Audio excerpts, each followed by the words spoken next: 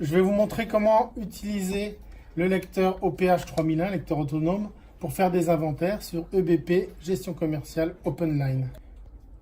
Dans cette démonstration, on va faire simple, on va utiliser des produits qui ont déjà un code barre. Donc j'ai attribué ici le code barre 1001, 1002 à ces produits-là et j'ai les étiquettes qui correspondent. On verra plus tard comment utiliser des codes barres existants sans avoir à les redéfinir dans EBP.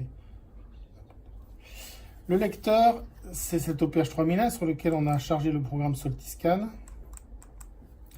sur lequel on fait un reset, on remet à jour avec les touches F1 et BS.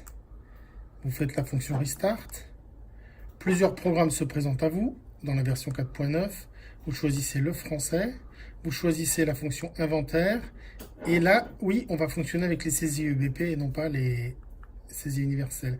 On va gérer les quantités parce que dans un inventaire, il y a des quantités importantes. Et on va gérer la communication HID qui est le mode de fonctionnement utilisé par EBP.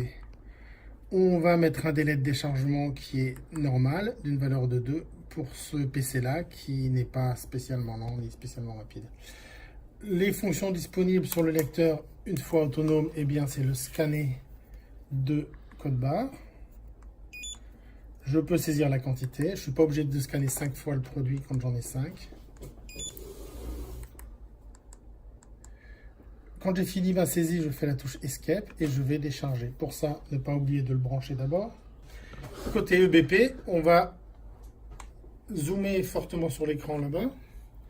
On va cliquer sur Ajouter pour créer un nouveau inventaire. Côté EBP, on va cliquer sur Stock Article, Document de stock, Inventaire, et on va faire un nouvel inventaire. Donc pour ça, on fait Ajouter, Inventaire. Il y a un assistant qui nous pose des questions auxquelles on ne répond pas. Et on fait lancer. Fermer. J'ai ici ma liste d'inventaire. J'utilise le bouton Import de douchette sur la droite. Je choisis mon lecteur Opticon OPH 3001. Et je me mets en écoute. Pendant l'écoute, je fais décharger. Tous les codes barres que j'ai scannés se déchargent relativement lentement parce qu'il faut laisser le temps à EBP de se retourner. Et voici, je peux arrêter l'écoute du périphérique et je retrouve mes codes barres. Vous constatez que on a les quantités qui sont correctement rentrées ici et on peut faire ensuite importer pour valider l'inventaire. Je vous remercie beaucoup.